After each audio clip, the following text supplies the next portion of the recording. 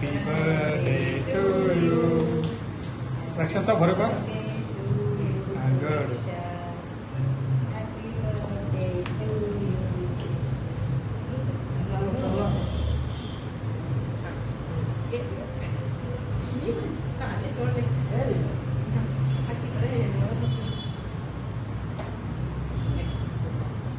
ಏನು ನೋಡ್ಕೊಳ್ತಾ ಇಲ್ಲ